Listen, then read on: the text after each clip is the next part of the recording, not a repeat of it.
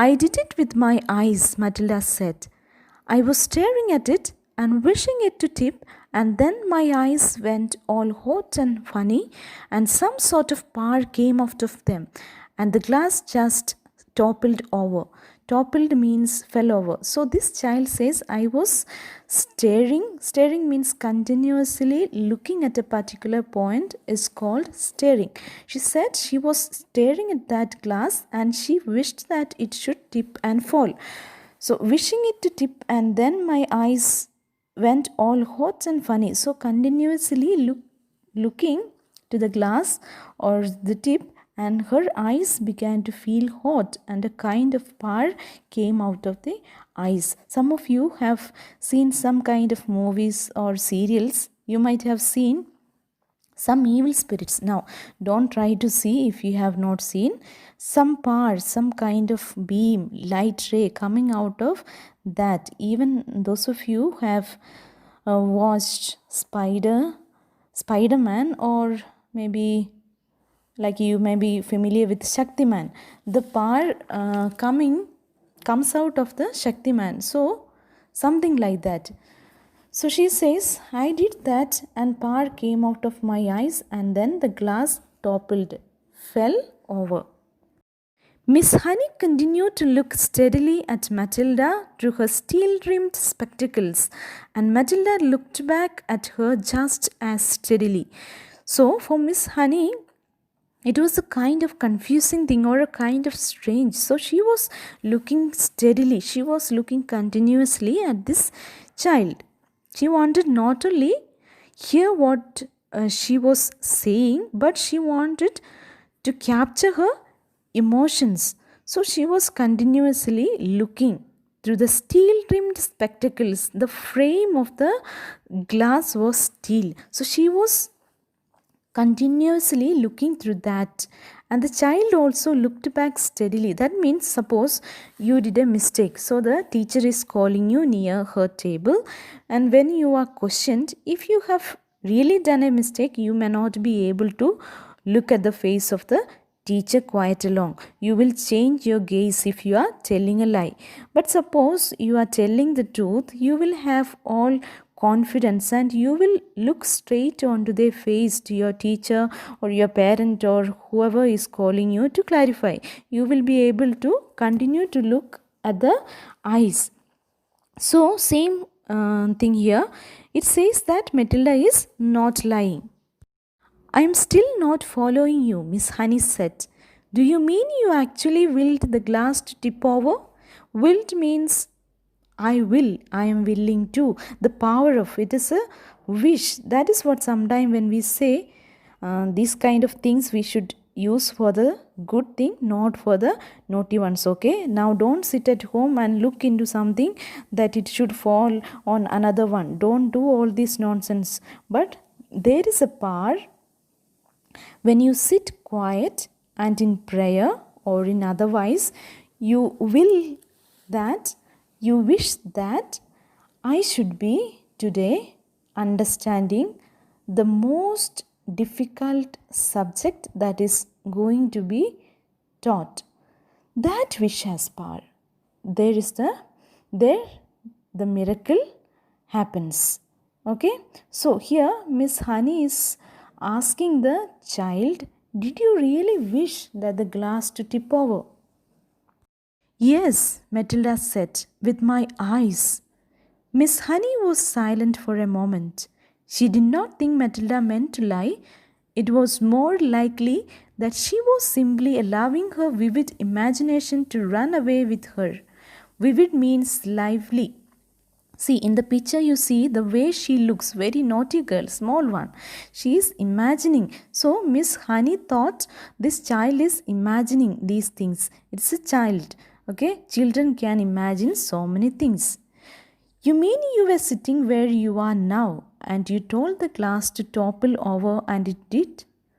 Something like that, Miss Honey. Yes. See the child's imagination?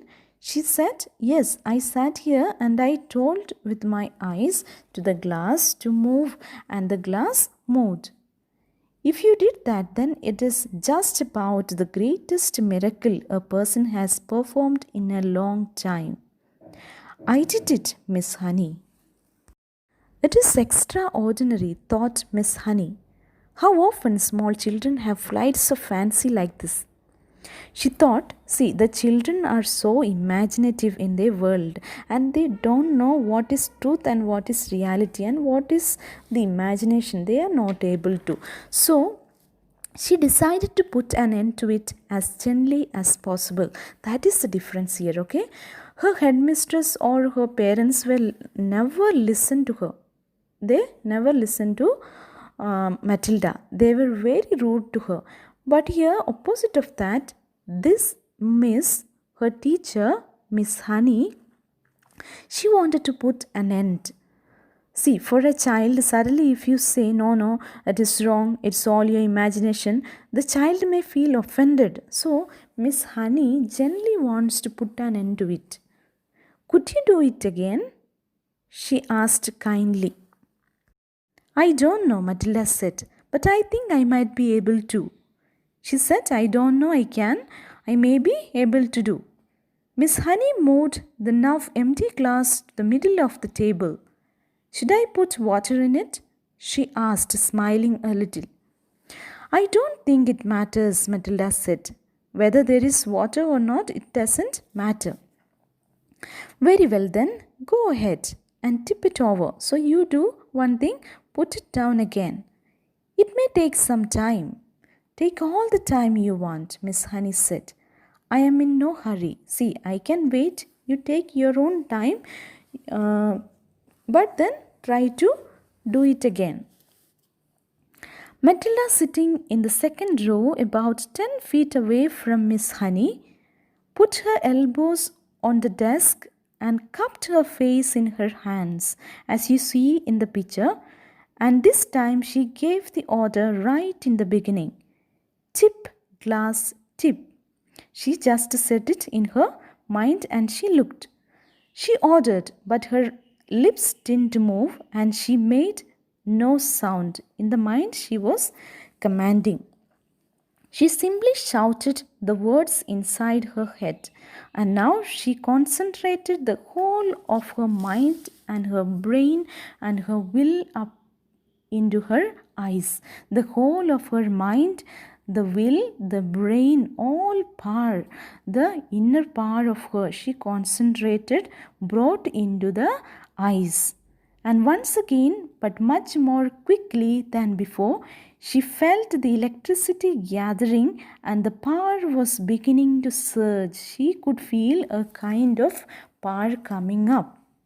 And the hotness was coming into the eyeballs, and then the millions of tiny invisible arms with hands on them were shooting out towards the glass. So you should imagine the power was coming, and just like a ray, like sun's rays, so many of them coming out of the eyes, she imagined. And without making any sound at all, she kept shouting inside her head for the glass to go over.